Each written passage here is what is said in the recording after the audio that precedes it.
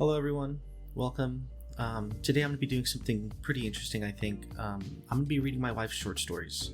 She has a ton of them that she writes for her Wattpad and other things, but they hardly really get the recognition I think they deserve. So today I'm going to be reading them for y'all, and y'all are going to enjoy them here. Today we're reading a story called The Cat and the End of the World.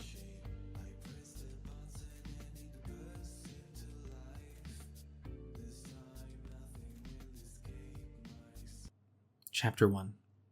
It was a normal, average day for me. I was getting ready to head out of my house, trying to escape the toxicity that was my family. Quickly, I tied my brown hair into a ponytail, a few strands hanging down around my face.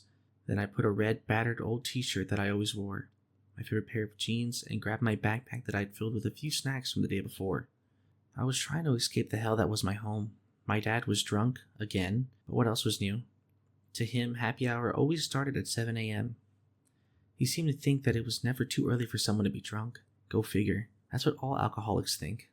Anyways, I'd had enough of his yelling and throwing things at me. When I dodged the lamp that he aimed directly at my head, I was done. I'd had enough, so here I was, heading to the park. I was desperate to breathe in fresh air that didn't smell like rancid alcohol. But when I opened my door, I stopped dead in my tracks. A black cat was standing in front of me, its tail swaying gently back and forth. My eyes went wide as I realized it was missing an ear, and it had piercing yellow eyes. "Hello there. Excuse me, but I have to be somewhere," I said kindly to the cat as I closed my door.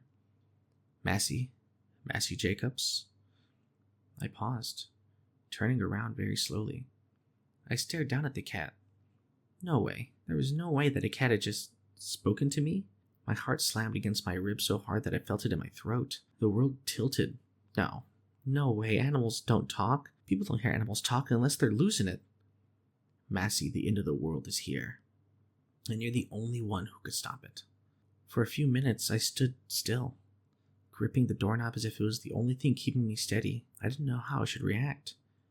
How should one react when a cat was literally speaking to them? This wasn't real. I was dreaming. I knew I'd gotten concussion when Dad slammed my head against the wall during one of his drunken rages last week. That's it. I'd wake up any second, have a normal, happy family, and I live in a world where cats don't talk either. Massey, please.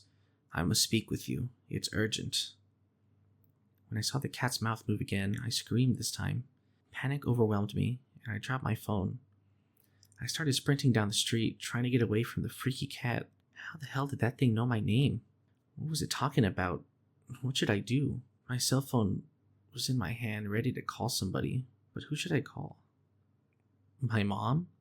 There's no way. She'd call me crazy and hang up. There's nobody in their right mind who would believe me when I said I was talking to a cat at my house. Hell, even I didn't believe it. Not only that, how could it talk to begin with? None of this made any sense. I glanced back when I ran a couple blocks away. The cat was still there, a small black silhouette sitting perfectly in front of my door. Tail flickering, it hadn't chased me, it just waited. I leaned against a lamppost, my entire body shaking with fear. The irrational part of my brain screamed to keep running and get help, but the other half allowed curiosity to take over. Too many questions swirled around in my mind. I just had to go back. If that cat really did speak to me just now, it had to be worth investigating, right? Taking a deep breath, I swallowed, even though my throat was as dry as sandpaper. Then, before I could stop myself, I turned around slowly and walked back towards my house, trying my best to calm down, one foot in front of the other. My legs were on autopilot. The cat sat there patiently, its tail swishing back and forth as it waited for me. "All right, talk. Wait, scratch that. Why are you here? Who are you? Why can't you talk? Is this some kind of prank?" The cat glanced around almost nervously. "It's not safe here. We must go somewhere private." I glared at the cat skeptically, narrowing my eyes, but the cat spoke urgently, and somehow I could sense that it was being honest. Sighing, I took the cat to a nearby alleyway, where it was more private than being at my house. At least here, I wouldn't have my parents hovering around for them to overhear this. "Okay, what the hell is going on? Who are you?" I asked the cat. "My name is Morrow," the cat replied, licking its paws. "I'm a messenger of the universe sent here to find you. You were meant to prevent the end of the world from occurring. But to do that, we must unlock your powers first. If you can unlock your powers, you can stop the evil Lord Nickness from enacting the apocalypse. I blinked, letting out a bitter laugh. My head felt like it was going to explode. The cat sounded like it was speaking a completely different language. Maybe it was. Maybe I was going crazy. Huh? What? I don't understand anything you're saying. Some guy wants to end the world?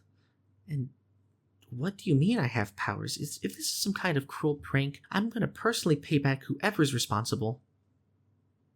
Morrow flicked his tail once. This isn't a prank or a trick. Lord Nictus, the evil ruler of my realm, has set a plan in motion.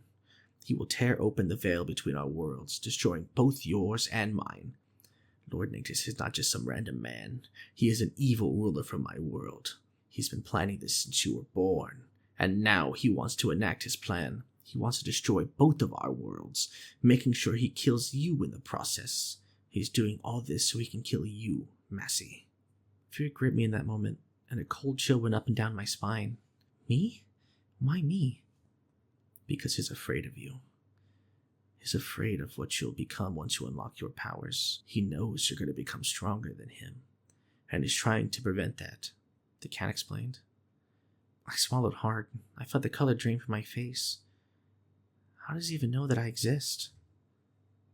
The cat didn't answer for a while. The silence made the air thicken with a heavy tension that didn't sit right with me. I stared down at the cat, dreading its answer. Somehow I knew I wasn't going to like it. Finally, the cat sighed heavily and spoke. Because he's your father. Alright guys, that was chapter 1. I hope y'all liked it. I'm doing these by chapter. There's about 15 chapters, so there'd be about 15 parts.